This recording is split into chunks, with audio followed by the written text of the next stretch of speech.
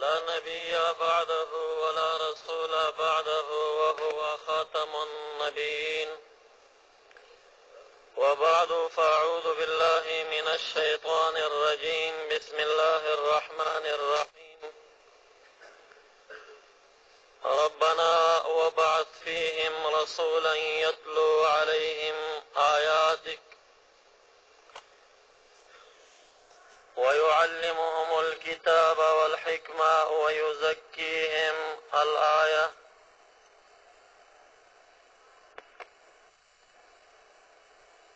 وعن أبي هريرة رضي الله تعالى عنه أنه قال: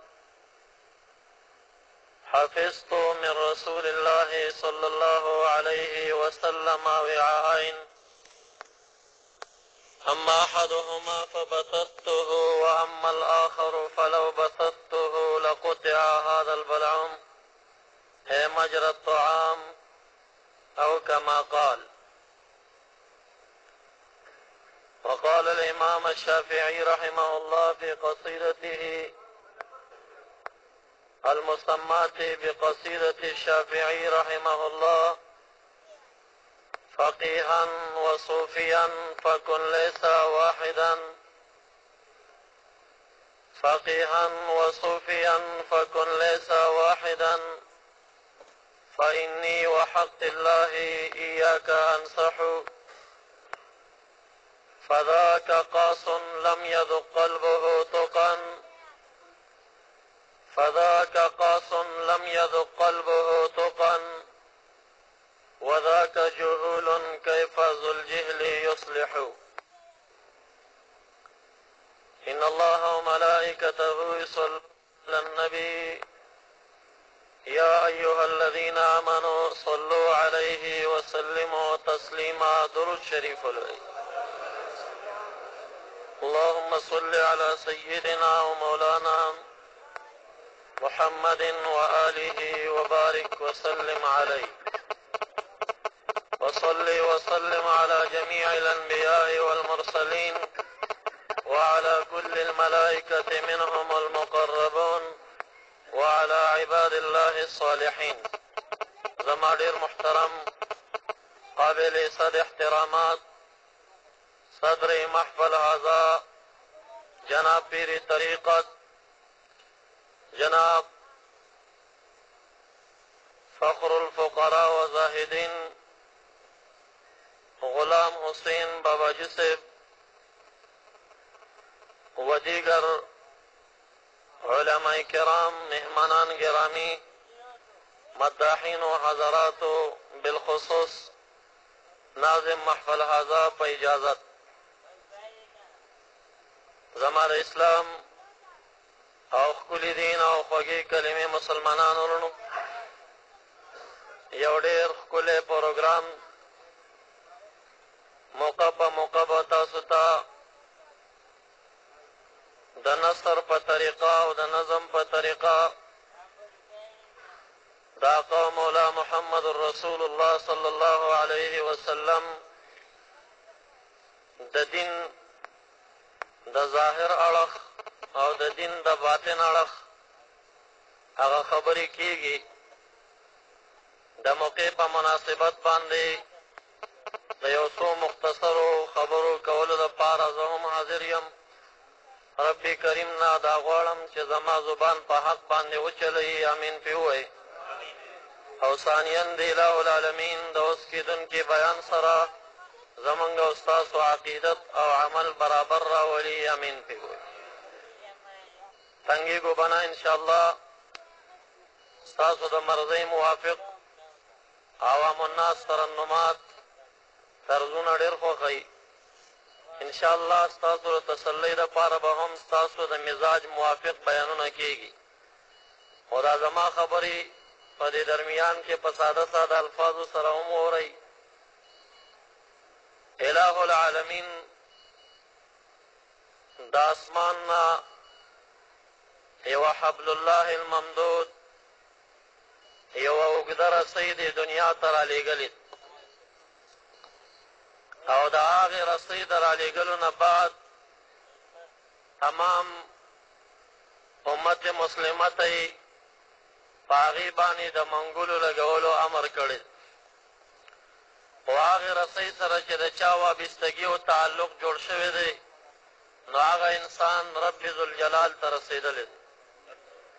او د هغې رسۍ نه چې د چا تعلق جدا دی هغه خلق د رب ذوالجلال د تعلق نه جدا خلق. هغه رسۍ چې د اسمان نه دنیا ته غځېدلې رسۍ ده حبل الله الممدود ده، هغه قرآن کریم دی، قرآن عظیم الشان.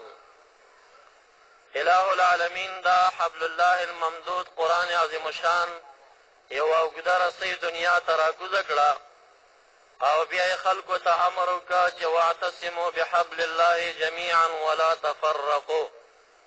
په شریکه باندې د خدای تعالی په دغه رسۍ باندې منګولې ولګوئ او تفرقې او ټوټه بازیانې مه جوړوئ. امت کې ټوټې ټوټې مه جوړوئ، تفرقې ختمې کوئ، اتفاق طرف ته خلک راکاږئ. په شریکه باندې د خدای تعالی په دغه رسۍ قرآن کریم باندې منګولې ولګوئ. امت مسلمه کې درې جماعتونه په غټ حساب باندې پیدا شول.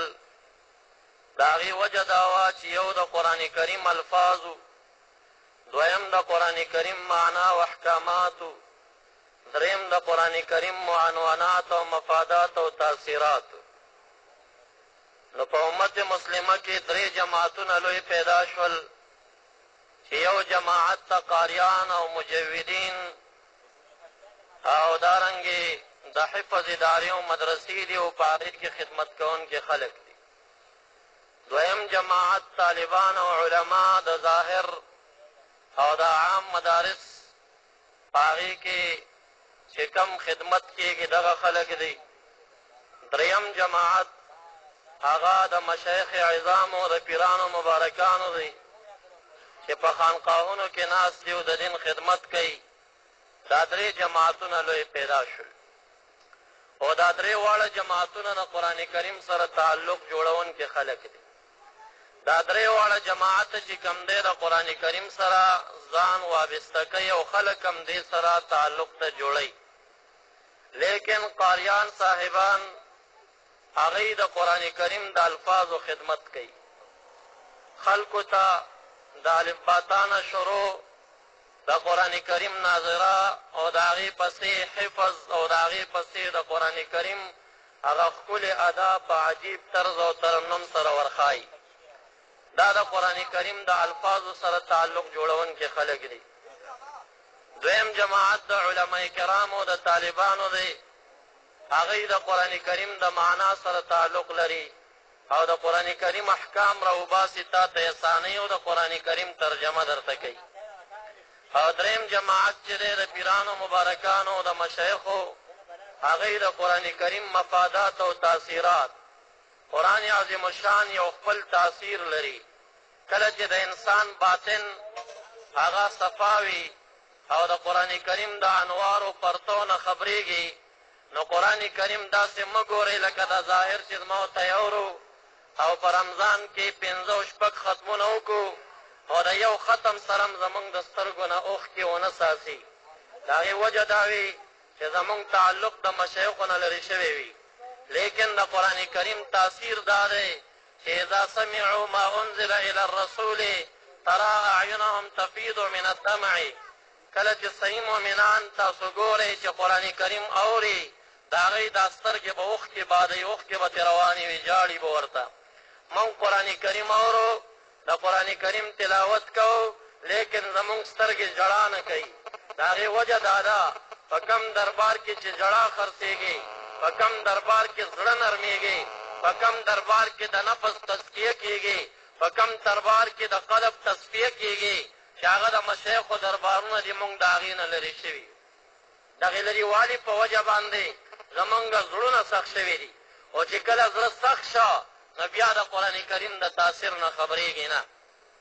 همدا وجه ده امام الانبیاء محمد رسول الله صلی الله علیه وسلم هغه مبارک خدای تعالی دنیا ته په دې درې لویو صفتونو باندې راولېږه. حضرت ابراهیم علیه السلام کله چې خانه کعبه جوړه کړه نو دعا کوي هغه دعا کې الفاظ دادي ربنا وابعث فيهم رسولنا الهي معظمې په خلکو کې او رسول لېږه علیه السلام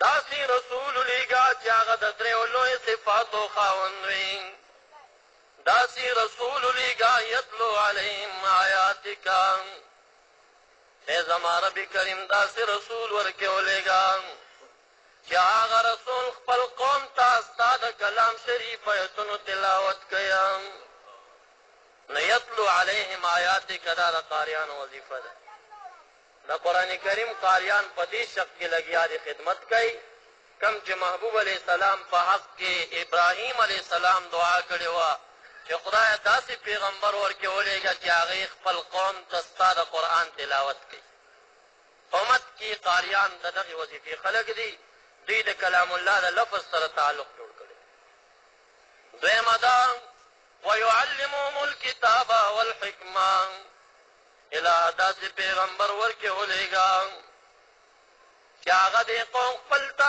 تعلیم د قرآن کریم ورکوي والحکمه او حلال او حرام ورته ښایي سنت نبوي ورته ښایي د کلام شریف احکام راوباسي هغه ورته ښایي په امت محمدي کې دا خلک علما کرام او طالبان دي چې هغوی په دې شق کې لګیا دي کار کوي او درېیمه دا ده اله په دغه قوم کې داسې پیغمبر ولېږه ویزکیم چې هغه د خلکو د باطن صفایي کوي تزکیه د باطن یې کوي د نفس تزکیه کوي خو د قلب تصفیه کوي نو داسې پیغمبر ورکې ولېږه دغه شق چې د باطن صفایي کوي او د نفس تزکیه او د قلب تصفیه کوي په دې شق کې خدمت کوونکي خلک په دې امت کې مسما دي په پیرانو مبارکانو په مشایخو د طریقت او د خانقاهونو والا د هغوی وظیفه دا ده په دې شق کې لګیا دي اوس د خپل مقصد ته راځم د مقدمې په شکل مې دا څو خبرې ستاسې حضور کې عرض کړي چې درې لوی جماعتونه د امت کې جوړ دي یو د قاریانو دی او بل د ملیانو دی او بل د پیرانو مبارکانو دا درې جماعتونه صحابه کرامو کې مو دا درې جماعتونه تابعینو تبع تابعینو کې مو دا درې جماعتونه زمونږ او ستاسو مشرانو کې مو اوس هم شته و انشاءالله تا روز قیامت به دا جماعتونه باقي وي خو یاد ساتئ کله هم چې په امت مسلمه کې کم یو جماعت نیک پیدا شي هغه جماعت بیا انګریزان او کافران په هغه انداز نیک نه پرېږدي کم چې ابتدا کې نوی پیدا شوي زمونږ په دې دین کې اول جماعت د صحابه کرامو څومره پاکو خو تابعین یې هغه شان پرې نه ښودل څنګه چې صحابه پاکو بیا چې صحابه څومره تابعین څومره پاکو نو تبع تابعین یې هغه شان پرې نه ښودل په دې کې د انګریزانو د دین د دشمنانو کاروایانې وشوې نو تر اوسه پورې دا درې واړه جماعتونه ټول په ټوله روغ هم پاتې نه دي خو دا درې جماعتونه ټول په ټوله خراب هم نه دي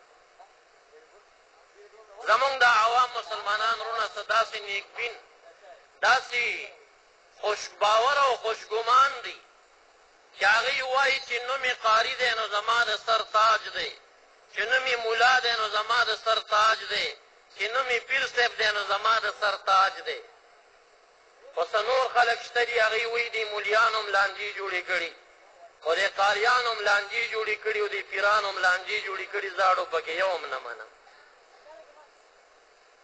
نه دا دواړه په افراط او تفرید کې لګیا دي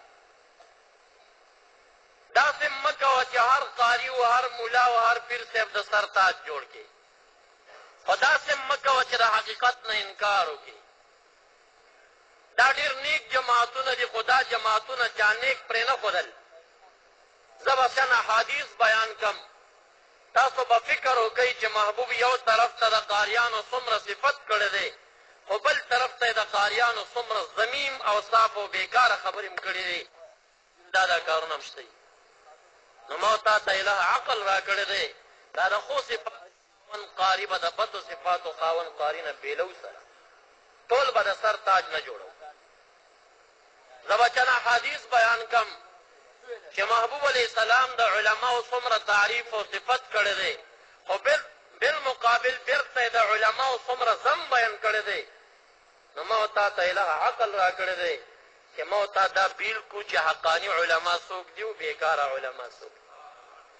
دا شان په مشایخو کې هم ګروهونه دي چې هغه حقاني مشایخ د شریعت پابند مشایخ د هغه فاسقانو فاجرانو ګرخریلو وغیرو نه بیل کو چې هغه ګدنشین په نوم باندې چرسونه به بادی، تمامي به ګډی، اجړاګان به ګډی، نور ناروا مجلسونه به جوړی او خلک به هغه ته چشتي و قادري وایي. هغه د پیر په جامه کې شیطان دی، ګورې چې په هغه به هم دوکه کېږئ نه. هغه مشایخ چې کم د شریعت پابند یا به د سرتاج جوړ. خپل مقصد ته راځم. یو طرف ته محبوب علیه السلام فرمایي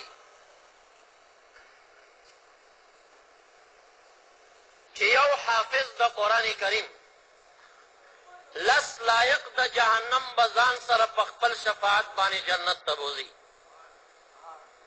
ټول سبحان الله وایي. چې یو انسان لایق د جهنم لس نفر اله العالمین ته په خپل سفارش باندې هغه پې معاف کوي او جنت ته یې بوځي، نو خو قاري به خپل هم جنتي وي. فضایل د قاریانو ډېر دي. خو دا یو حدیث مې بیان کړ چې محبوب وایي چې یو حافظ د لسو لایق د جهنم شفاعت به کوي او جنت ته به یې بوځي. لیکن بالمقابل محبوب علیه السلام فرمایي په جهنم کې یوه کنده ده، خو د هغې کندې نه د جهنم دا نورې کندې د ورځې 300 کرتې پناه غواړي چې الهه د جهنم دې کندې ته مونږ ورمولې. دومره شدید او عظیم او سخته کنده ده. صحابه کرام تپوس کوي یا رسول الله من یدخلها، دې کندې ته به څوک دننه کېږي؟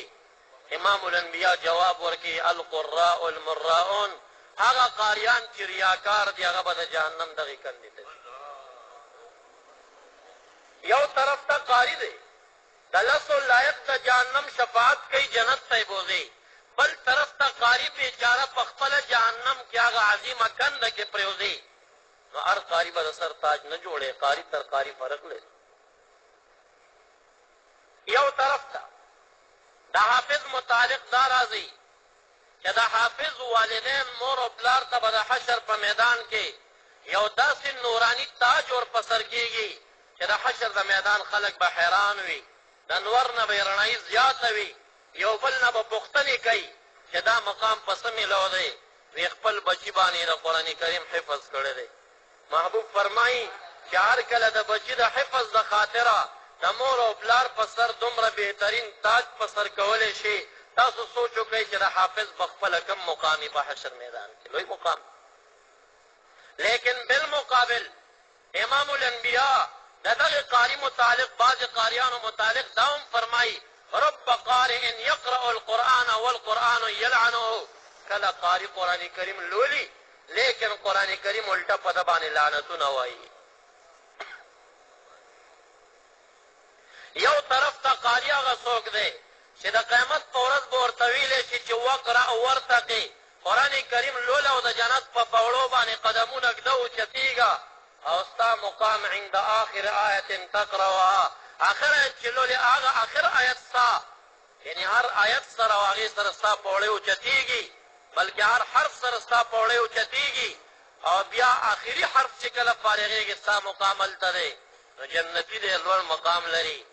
بالمقابل روایت کې دا راځي امام ابو نعیم رحمه الله په حلیة الاولیاء کې دا روایت د انس رضی الله تعالی عنه په روایت ذکر کړی دی.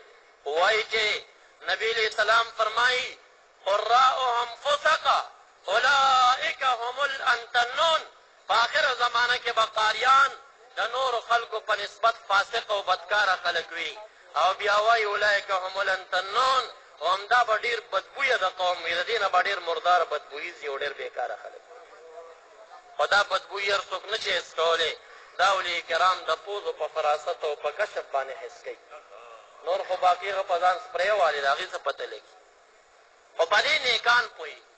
د نیکانو خوشبويي وي انی لاجد ریح یوسف یعقوب علیه السلام وایي د یوسف علیه السلام بوی خامخا ما حس کړ نو د نیک خوشبويي ده که نه و د بدانو بدبويي ده چې اولئک هم الامتنون محبوب وایي قاریان د دغې زمانې به دا بدبویه د خلکو وي خو ټول قاریان نه دي ښه علما کرام ناست دي طالبان هغوی پوهېږي په دې باندې قراهم فسقا او اولئک هم الامتنون دا دواړه قضیه په منطقینو په زبان باندې دا قضایا محمله دي او قضیه محمله مناطقه وایي دا په قوت د جزئی کې افاده د عموم نه کوي یعنی بعضې قاریان بدبویه دي او بعضې قاریان چې کم دي فاسقان دي دا مقصد داسې نه کله چې کلو حرف سر د موجب کلي پې داخل نشي او یا د طالب کلي جزئی پې داخل نشي هغې قضیې ته دې قضیه محمله وایي او قضیه محمله په قوت د جزئی کې افاده د عموم نه کوي دا د علماو یو اصطلاح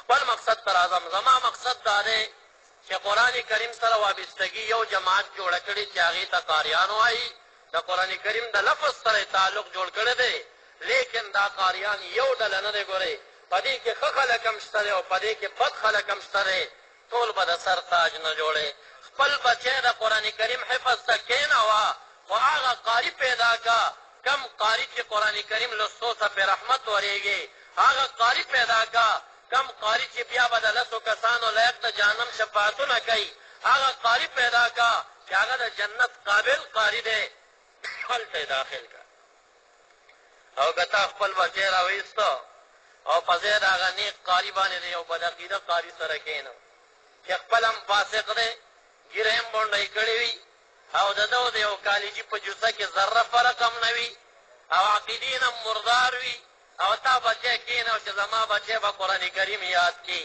پلار مقصد دا دی زمینداري پې نه کوي ګاڼۍ ورباندې نه کوي چې زما بچی به قرآن کریم یاد کړي دا به سبا چېرته زه مړ یم او بیا به ما پسې چېرته فاتحه شریف ولولي ثواب به راوبخي راپسې بچی 3 کاله بعد د مدرسې نه راشي خپله خو څه پلار پسې فاتحه نه لولي چې بل یو غریب مسافر مولا راځي فاتحه پسې لولي وی پلار زما دی دا بدعتونه به دلته راته نه کوې زما د پلار پسې دعاګانو ته څه ضرورت نشته چې بیا لا څه کوې ته په تمه د دې چې تا پسې به دعاګانې وکړي او تلاوتونه به وکړي تلاوت پرېږده چې نور خلک بیا منع کوي چې زما پلار پسې سمه لولئ نو دې نه خو چې یاره زه وایم د دې حفظ نه خو چې تا ورباندې د ګاڼۍ غویان تاو کړي وې دا پې ښه وو که ښه نه وو صاحب دنیوي ګټه خو وکړه نه پیسې خو به یې راوړې نو په دغه حفظ به ته څه وکړې چې هغه تا پسې بل سړی بل قاریم تا پسې ختم ته نه پرېږدي بیا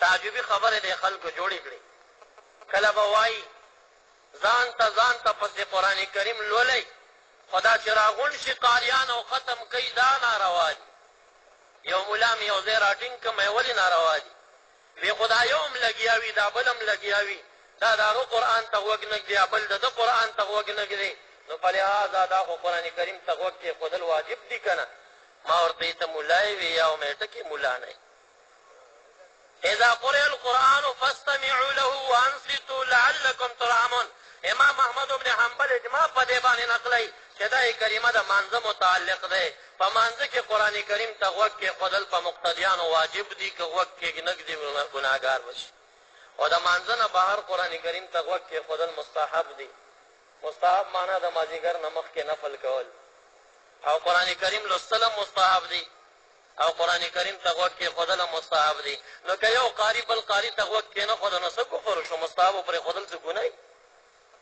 وی ته ملا یې په پورې دې نه خبر نه چې د آیت د مانځه متعلق دی که دا د خارج متعلق خو د مانځه متعلق چې نازل دی نو دوی لګیا دي د امام پسې لګی شاته پړه پړه کوي اله وایي غوږو ته کېږده چپ شه دا د مانځه متعلق د امام پسې سمه وایه کله چې محبوب علیه السلام یو صحابي ورپسې مانځه کې شاته څه لوستلي وو محبوب وویل تاسو کې څوک ما پسې لوستل کوي چا ورته وویل چې او مونږ کوو که نه وی ما لي انازع القرآن ما وی څه چل دی چې قرآن کریم کې ما څه جګړه کولی شي زه دلته تلاوت کوم واپس راپسې اواز راځي امام ابو داود دا حدیث ذکر کوي په خپل کتاب کې او بیا وایي چې نبی علیه السلام دا غصه وکړه چې تاسو ما پسې سللی څه چل دی په دې کې فانتهى الناس عن القراءة خلف الامام د امام پسې رستو د فاتحې د لوستلو د قرأت د لوستلو نه صحابه کرام منع شول بیا چا ورپسې څه ونه رسول د ابوداود شریف صحیح حدیث دی چې صحابه کرام د امام پسې د فاتحې وغیره لوستو نه منع شوي دي لیکن وهابیان اوس هم منع کېږي نه هغې اوس هم لګیا دي امام پسې پړه پړه کوي نو آیت چې د کوم مقصد دپاره راغلی دی هغه دوی عملي نه کوي امام پسې لګیا دي او د مانځه نه بهر قرآن کریم ته غوږ کېښودل مستحب خبره ده او قرآن کریم لوستل هم مستحب خبره ده که یو قاري بل ته غوږ نه ږدي دا څه جرم نه دی او که دا چېرته جرم وي نو بیا دا مدرسې ټولې بندې کوي ځکه په دې ټولو مدرسو کې چې کوم دی یو قاري هم لګیایي بل هم لګیایي بل هم لګیایي نو دا خو یو بل ته غوږ سره نه ږدي نو بیا څه وایي یاره چې دا اجتماع جوړول پې باندې ناروا دي ما ورته وی تا دارمي شریف د حدیثو کتاب نوم چېرته اورېدلی دی یو دا مشکات شریف پې حوالې ورکوي که نه ما یې لیدلی خو دی نه دی خو صرف مشکات ویلي دي چې رواه صاحب د مشکات وایي رواه الدارمي دو جلده کې د حدیثو کتاب دی هغه په دویم جلد کې باب لګوي باب ما جاء فی ختم القرآن د ختم قرآن متعلق حدیث ذکر کوم او بیا په هغې کې د حضرت انس رضی الله تعالی عنه حدیث ذکر کوي هغه مبارک به چې کله ختم کو نو خپل خاندان خلک به یې ټول راغونډ کړل لویه اجتماع به یې پرې جوړه کړه او بیا به یې ختم وکړه او بیا به یې ملګرو ته وویل چې تاسو ته مې تکلیف ځکه درکړه چې د قرآن کریم ختم چې کېږي نو دعا قبلېږي ځکه مې راغونډ کړي یې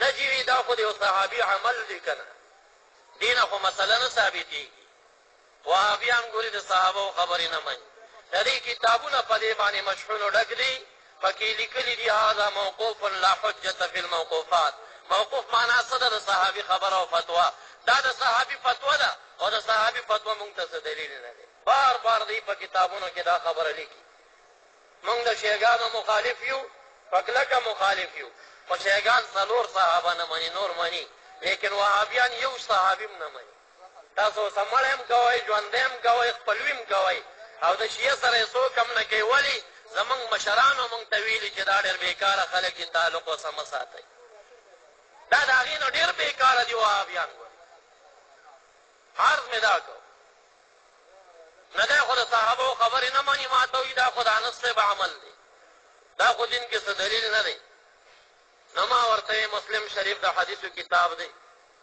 د هغې په دویم جلد کتاب الدعوات کې دا روایت د حضرت ابو هریره رضی الله تعالی عنه پر روایت سره منقول دی نبی علیہ الصلاة والسلام فرمائی ما من قوم اجتمع في بيت من بيوت الله يتلون كتاب الله او يتدارسونه او يذكرون الله تعالى الا حفت بهم الملائكة وغشيتهم الرحمة ونزلت عليهم السكينة وذكرهم الله في من عنده الحديث كما قال عليه الصلاة والسلام محبوب وائی ما من قوم اجتماع چرته یو قوم اجتماع جوړه نه کړي فی بیت من بیوت الله د خدای د کورونو نه په یو کور کې که اجتماع یې جوړه کړه درې کارونه یې کول یتلونه کتاب الله د قرآن کریم په تلاوت اجتماع جوړه کړه ختم کې د قرآن کریم په تلاوت اجتماع یې کړه او یتدارسونه یا د قرآن کریم په درس اجتماع جوړه کړه د قاریانو مبارکانو په مدرسو کې په درس باندې اجتماع وي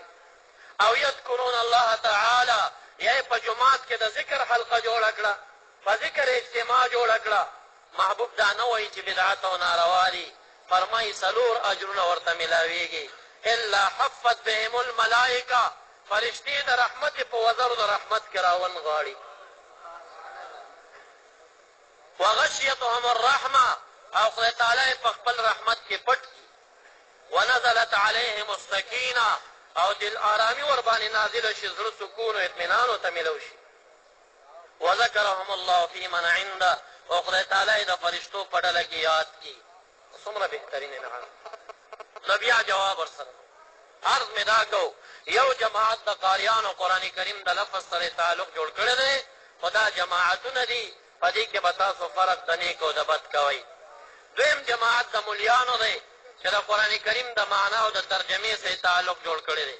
په اف ام باندې تاسو ته ترجمې شروع دي، همداسې تاسو ته ترجمې به کېږي، لیکن تاسو به ښه بد په دې کې بېلوئ. یو طرف ته یو صحابي مبارک محبوب ته وایي ما ته نیکان خلک وښایه، محبوب بدان خلک وښایه. محبوب ورته وایي زه نیک یم، ما نه د نیکانو پرسان کوه. وی ما ته بدان وښایه چې ځان پرې وساتم. محبوب ورته وایي ان خیر الناس تحت عدیم السماء خیر په مخ د ځمکه په نیک خلک علما دي، او یقینا د اسمان د سلمن نه لاندې په مخ د ځمکه په بدانو کې شریر او بد خلک چې دي نو هغه علما دي او مولیان. ترجمه به دواړه کوي، خو دا به ته بېلې سره چې د چا عقیده زړه ده او صحیح عقیدې والا دی او څوک نوې روشنۍ والا او چالاقي ته راشي د اتفاقي ګډونکی انسان دی. چا چې اتفاق طرف ته خلک راښکل د دغه ملا تابع شه، ورپسې لاړ شه. کم ملا چې شر طرف ته خلک راکاږي، تفرقه جوړوي او خلک په فتنو کې اخته کوي، قومونه جنګوي، د داسې مولیانو نه ځان وساته. دا تا په شر کې اخته کوي، فتنه کې به دې واچي. یو طرف ته د علماو متعلق محبوب فرمایي چې فضل العالم على العابد كفضلي على ادناكم. د عالم فضیلت په عابد باندې دومره دی لکه زما فضیلت محبوب وایي چې په ادنا امتي څومره دی. ناشنا تشبیه ورکړه. لیکن بل طرف ته علامه قرطبي په تذکره فی احوال الموتى و امور الاخره کې په روایت د مکحول سره روایت ذکر کوي چې ان عالمهم انتن من جیفة الحمار. د آخر زمانې ملا به د مردار خره نه هم ډېر بدبویه وي. کار ملا د سر تاج جوړ کې هغه ملا چې د مردار خره نه بدبویه ورته ویلی شوی دی چېرته هغه خپل مشر جوړ نه کړي. فرق کوه په منځ کې. د ښه او د بد ملا فرق که ته نه پېژنې، زه به یو اسانه فرق در وښایم. ته یې لهجې ته غوږ کېږده چې د اله العالمین د نوم سره جل جلاله وایي په تقریر کې که نه وایي. د محبوب صلی الله علیه وسلم سره علیه السلام یا صلی الله علیه وسلم درود شریف وایي که نه وایي. د صحابه کرامو رضوان الله تعالی علیهم اجمعین د نامې سره رضی الله تعالی عنه وایي که نه وایي. دارنګې د تابعینو د اولیاءو د نیکانو د نامې سره رحمت الله علیه وایي که نه وایي. که دا څیزونه او ادب یې کولو دغه علما نیکان خلک دې تعلق ورسره جوړ کړه. او که چېرته دا یې نه کول او بلکې لهجه یې دا وه الله فرمایي، الله ویلي دي. تاسو د دې په اف ام باندې خیر دی، تاسو به اورېدلي ترجمې د نوې روشنۍ والا. د دې په زبان د الله جل جلاله الفاظ نه راځي. خبرې چې کوي الله فرمایي بیا ده به قرآن کې داسې دي. قرآن کې خو د دې په زبان به قرآن کریم وانه اورئ، قرآن مجید قرآن کریم به وانه اورئ. او دا بعضې بیا وایي دا کشران بې ادبو دي، مشران یې ښه دي ادب کوي. زه وایم مشران یې بې ادبه دي. د مشرانو په کتابونو کې دا لیکلی شوي دي، دا حدیثو چې قرآن کریم ښکلول بدعت دي، او څوک چې قرآن کریم ښکلی ګناهګارېږي ورباندې. وایم مشران چې مشر بې ادبه نه کشر بې ادبه کېږي نه. دا بې ادبي دوی ته د مشرانو نه راغلې ده. او چې څوک د قرآن کریم معجزې شرمولی هغه بیا په خپل کتاب کې ګیرېږي. دا حدیثو یو فتاوه ده په نوم د دین الخالص باندې، په هغې کې استفتاء ته شوې قرآن کریم ښکلول څنګه دي. دی جواب ورکوي لیس فی ذلک من رسول الله صلی الله علیه وسلم ولا من الصحابة شیء قرآن کریم په ښکلولو کې دا لیکلي دي چې رسول الله مبارک او صحابه کرامو وغیرهو نه څه دلیل نشته. درې کرښې بره دا لیکلي دي او درې کرښې لاندې لیکلي دي بیا ابن تیمیه په خپله فتاوه کې لیکلي دي چې عکرمه ابن ابي جهل رضی الله تعالی عنه دا یو صحابي دی د ابو جهل زوی فتح مکې کې دی د جدې سیند ته تښتېدلی بیا ورپسې خپلې بیبي خبر ولېږه چې نبی علیه الصلاة والسلام معافي اعلان کړې ده راځه راغی او په حرم شریف کې د محبوب علیه السلام په لاسونو ایمان راوړه صحابي دی لیکي چې اکرمه ابن ابي جهل كان يقبل القرآن ويسجد عليه ويقول منشور ربي وكلام ربي چې اکرمه ابن ابي جهل رضی الله تعالی عنہ په قرآن کریم باندې را تندی کېښود او ښکل به یې که او بیا به یې ویل چې زما د رب کریم څومره ښکلی قانون دی ښکلی کلام اوس صحابه کرامو نه خو ثابت شو که نه خپل یې لیکلي دې جواب څه کوي وعمل ذلك الصحابي لا يكون سنة ولا مستحبا دا دی یو صحابي عمل دی په دین کې نه سنت دی نه مستحب دی داسې یو کار خو لیکن چې خدای تعالی په خپل کتاب کې مونږ ته ګرایي نو درې کرښې بره دا خبره کړې ده چې لیس فی ذلک من رسول الله ولا من الصحابة شیء نه پکې د صحابه کرامو نه دلیل شته او نه پکې د رسول الله مبارک نه دلیل شته او درې کرښې لاندې خپله دروغ ویلي دي بیا چې صحابو ښکل کړی خو د صحابو قول دلیل نه دی عرض مې دا کړو چې که تاسو نیکان او بدان مولیان نشئ بېلولی اسانه نسخه جب کې وساتئ د کیسټ چې اورئ که د اف ام ریډیو په آواز اورئ ترجمه اورئ غوږ ورته کېږده چې الله جل جلاله محبوب صلی الله علیه وسلم صحابه کرام رضوان الله تعالی علیهم اجمعین اولیاء کرام رحمهم الله د دې ټولو د نامو ادبونه یې کول نو دا ښه سړی دی زړې عقیدې سوچه مسلمان مولا دی او که چېرته بې ادبه و د دې لهجې دا دي الله فرمایي نبي فرمایي نبي مې فرمایلي دي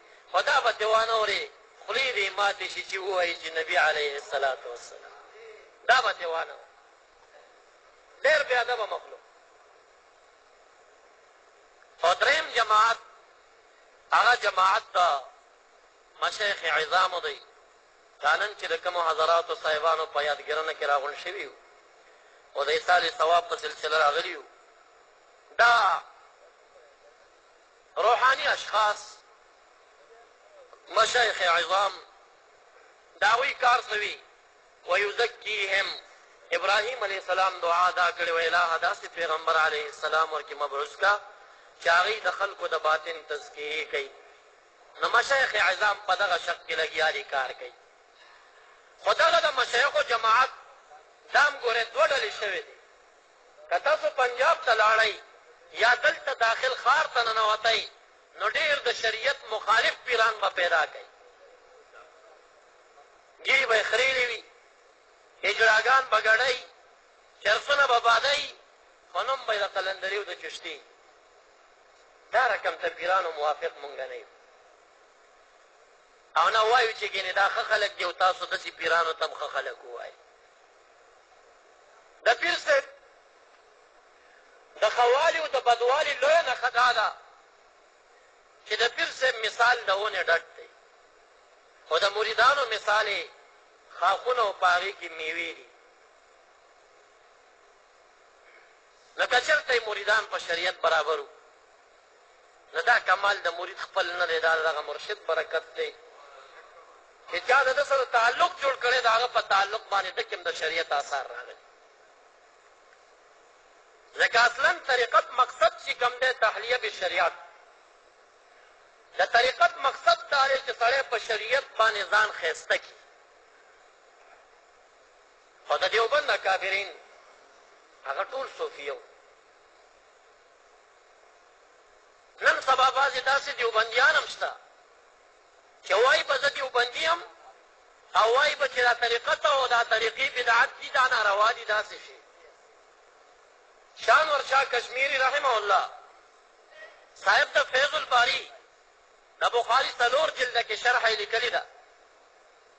د دې حدیث مبارک په شرحه کې چې اخبرني عن الاحسان، د احسان متعلق ما ته معلومات راکا.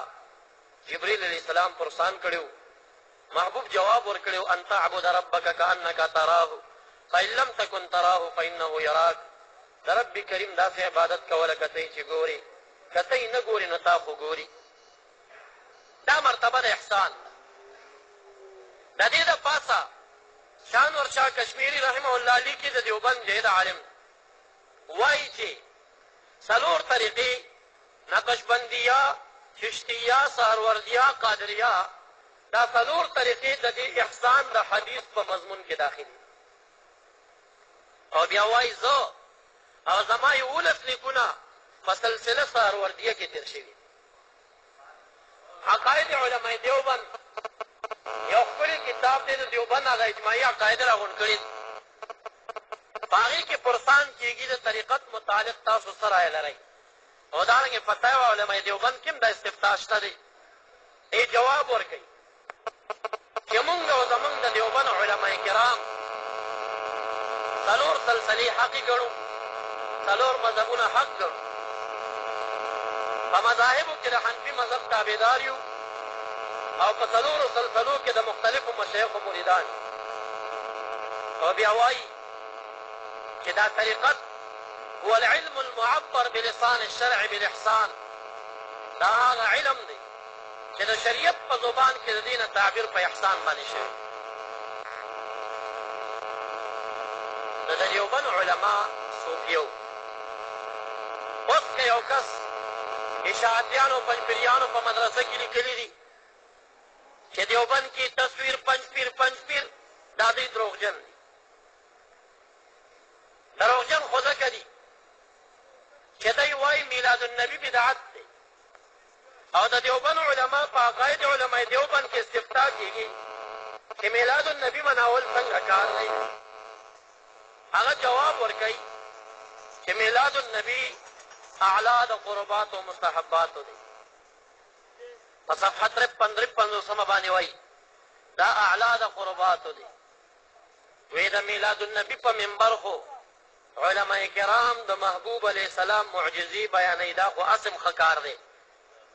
وی ولو بالفرض که میلاد النبي په منبر باندې د معجزو د سیرت د بیان په ځای باندې د محبوب علیه السلام د اوښې د امتیازو قصې بیان شي، دا هم یو بهترین مستحب عمل دی. د دیوبند علما څومره ښکلې عقیده لري. او وایي د محبوب علیه السلام د اوښې د امتیازو قصې کول په منبر د میلاد النبي بیانول یو بهترین عمل دی او مستحب عمل دی. لیکن نن یو دیوبندي پیدا کېږي وایي دا بدعت او تا ته وایي زه دیوبندي یم. دروغجن دی. د دیوبند علما صوفیو، د دیوبند اکابرین حنفیانو، دا دیوبند چې مونږ منو په قدر ورته ګورو په حنفیت ورته ګورو. چې د حنفیت مخالف دی دغه دیوبندي بیا مونږ په دیوال وګورو. عرض مې دا کوم چې هغه حبل الله الممدود قرآن کریم یو عظیمه رسۍ راکوزه کړې شوه. 3 جماعتونو دې پسې تعلق جوړ که، قاریانو مبارکانو د لفظ سره، علماء کرامو د معنا سره، او مشایخ عظامو د مفادات و تفسیراتو سره. قرآن کریم یو خپل پرتاو لري، یو خپل تاثیر لري. او که صحیح شیخ سره سړی وابستګي جوړه کړي او د ده باطن صفایي وشي او د ده دغه خبیث نفس دا ډېر بېکاره نفس دی. ان النفس لامارة بالسوء. رب کریم فرمایي یقینا دا نفس همیشه بدی باندې امر کوونکی دی. دا نفس اماره وي، دا سړی خرابوي د ځان سره. د مشایخو سره د بیعت مقصد دا وي چې دغه نفس د اماریت نه راوایستلی شي او دا لوامه وګرځېږي. لا اقسم بالنفس اللوامه. دا یو بیا هم څه ناڅه په نسبت سره نفس اماره ته ګزاره حال دی. ګناه ورنه وشي خو د ګناه نه بعد بیا په ځان ډېره زیاته ملامتې وایي. بیا چې لږ کوشش وکړي دویمې درجې نه دا نفس راښکلی شي، هغه نفس مطمئنه وګرځي، نفس ملهمه وګرځي. رب کریم فرمائی ونفس وما سواها فالهمها فجورها وتقواها. الهام ورته رب کریم کړی دا ملهم شي. دا دریمه درجه د نفس. او بیا دغه لږ چې زور ورسره نوره خواري ورسره وشي دغه نفس تا چې کوم دی مطمئن وګرځېږي. یا ایتها النفس المطمئنه ارجعي الى ربك راضیة مرضیه. علماء ظواهر دا ترجمه کوي لکل آیة ظاهر و بطن. دا خو هغه دنیا کې ورته ویلی کېږي چې جنت ته راځه، لیکن صوفي کرام وایي چې دا آواز ورته دې دنیا کې کېږي. کله چې د مشایخو په تعلق باندې د انسان دا نفس د اماره نه لوامه شي او د لوامه نه ملهمه شي او د ملهمه نه مطمئنه شي، په دې وخت کې دی په ولایت خاص کې قدم کېږدي. دې وخت پورې دی ولي نه وي. د نفس اماره او نفس لوامه او نفس ملهمه والا انسان چې کوم دی ولی نه وي. ولی وي په ولایت عام سره مؤمن دی، الله ولی المؤمنین، خو ولایت خاص دته نه وي. کله چې نفس د ده مطمئن شي په دې وخت کې دی چې کوم دی بیا ولایت خاص کې قدم کېږدي. کله چې ولایت خاص کې قدم کېږدي د ده دا نفس دپاره بیا 200 وزرې دي. 200 په هر وزر باندې دغه انسان تباه کوي. کله انسان خوب ګوري، مرید مرشد ته راشي، خوب مې ولیده لوی خامار و کوتک مې راخستی و مړ مې کړ. مرشد ورته تعبیر ورکوي نفس دې وژلی دی. مرید لکۍ پیدا کړي چې هما خو نفس مړ که بس ورسېدم. نفس دې مړ کړی نه دی، په 200 وزرو کې دې یو وزر ورته مات کړی دی. دا یو کم 200 وزرې نورم لګیا دی کار کوي. یو ځل 200 خوبونه وګوره چې 200 ماران مړه کړي نو بیا به ستا دا نفس چې کوم دی مړ شي. عمر فاروق رضی الله تعالی عنہ مبارک فرمایي موتو قبل ان تموتو، د مرګ نه مخکې مړه شئ، یعنې نفسونه ووژنئ، دغه وخت کې به د نفس مړ شي. وحاسبوا قبل ان تحاسبوا، چې خالق در سره حساب کوي هغې نه مخکې له ګریوان کې خپل ځان سره حساب وکړئ. عرض مې دا کله چې نفس مطمئن شي دی په ولایت خاص کې قدم کېږدي. چې کېږدي د خپل مرشد ګرامي په صحبتونو او توجهاتو باندې دې وخت کې د خدای تعالی طرف نه دلته آواز کېږي یا ایتها النفس المطمئنه، ای د مطمئن نفس والا ارجعي الى ربک، ارجعي الى معرفت ربک، د خپل خالق د صفاتو د معرفت طرف ته راځه. دې ته صوفي کرام بیا سیر الله وایي. د خدای تعالی په طرف باندې سیر شروع شي، بیا دا صوفي خوب ګوري په هوا باندې الوزي. دا نه روان وي بره روان وي. روزانه باید دا دومره مسافه قطع کړي چې پرون په کوم ځای کې و چې نن هلته پاتې نه شي. حدیث مبارک کې راځي من استوى یوماه فهو مغبون، د چا چې 2 ورځې یو شان شي دا تاواني دی، دا د دې دنیا ګټه نه یادوي. امام رباني رحمه الله مکتوبات کې وایي چې مراد چې نه دغه سیر دی چې پرون په کوم مقام کې ولاړې، نن دومره نیکي وکړه چې نفس دې د دې نه لږ نور هم بره لاړ شي، لږ نور هم بره لاړ شي، ترقي وکړه، دا سیر وشي. دویم یو سیر مخې ته راشي، هغې ته سیر فی الله وایي. د خدای په ذات کې سیر نه کېږي، دا په حذف د مضاف سره دی. سیر فی معرفت الله، د خدای د ذات معرفت هم ډېر ګران کار دی، حذف د یو بل مضاف پکې وکړه. سیر فی معرفت صفات الله، د خدای د صفاتو په معرفت کې تفکر وي، دا حال د مراقبې دی.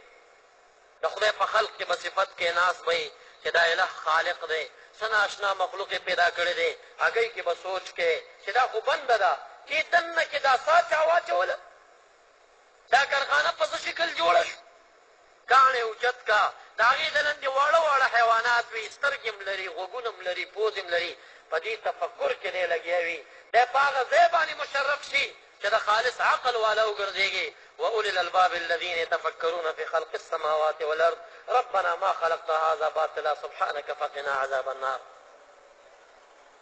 خالص عقل والا هغه خلق دي چې په ولاړه او ناسته په اړخونو د الله ذکر کوي او بیا فکر کوي د اسمان او د ځمکې په پیدایش کې.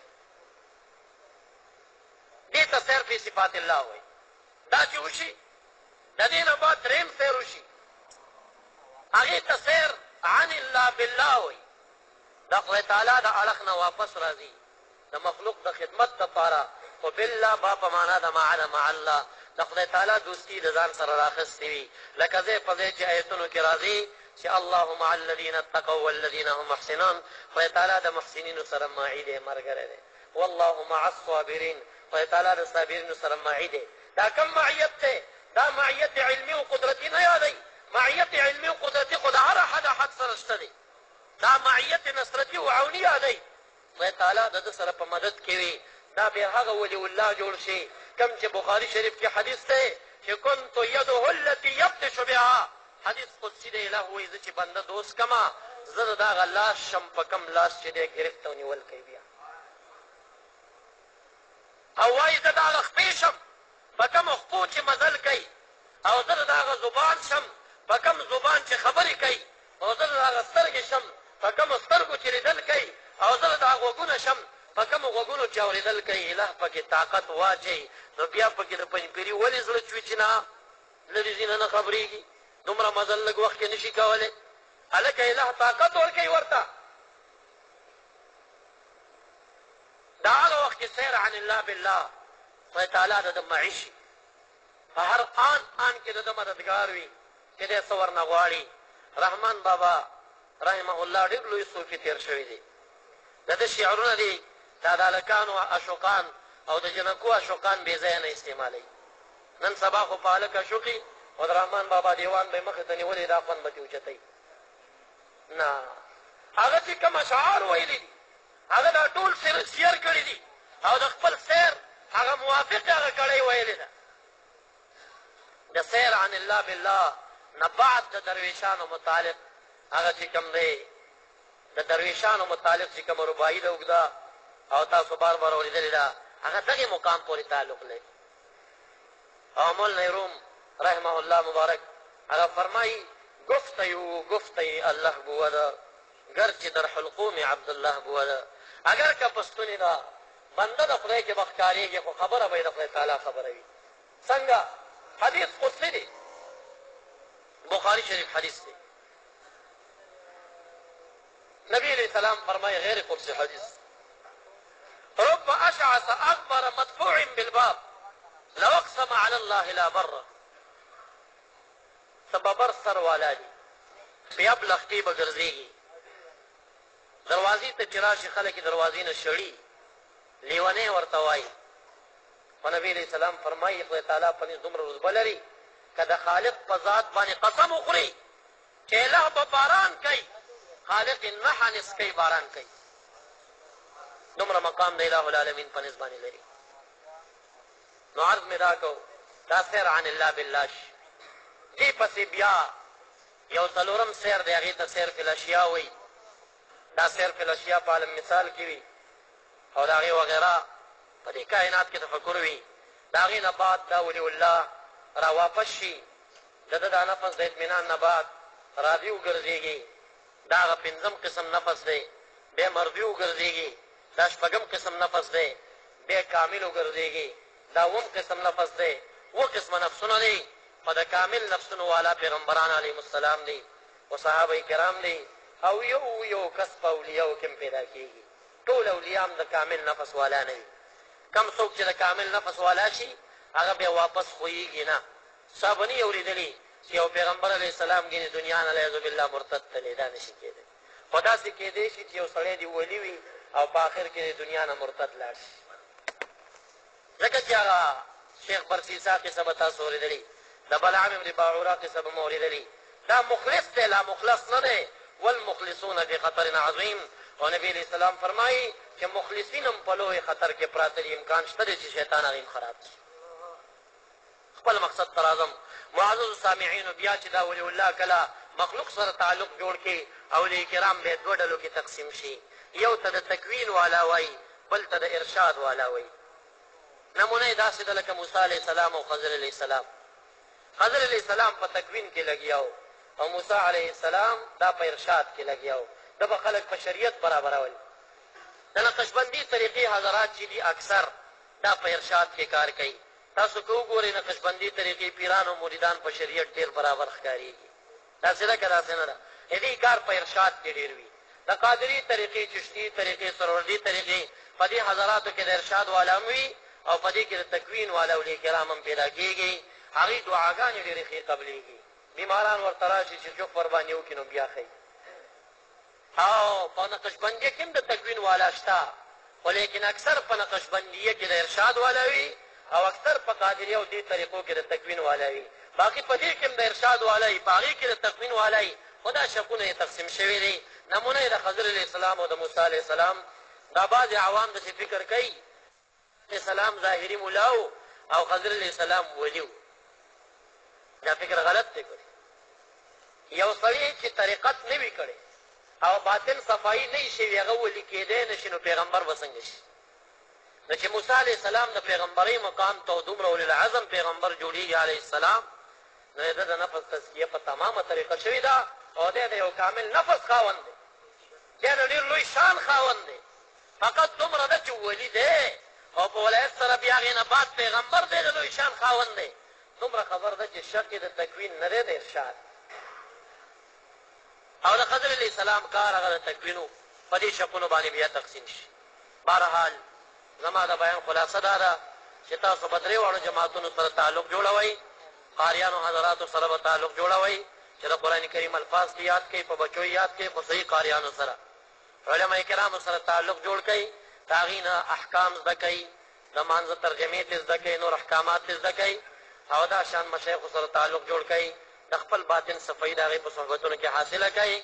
دغې تعلق باندې به ستاسو تعلق د قرآن کریم سره جوړ شي او د قرآن کریم په تعلق باندې به زمونږ او ستاسو تعلق د اله العالمین سره جوړ شي. وما علی الا البلاغ. طرزونه ډېر خوښوي.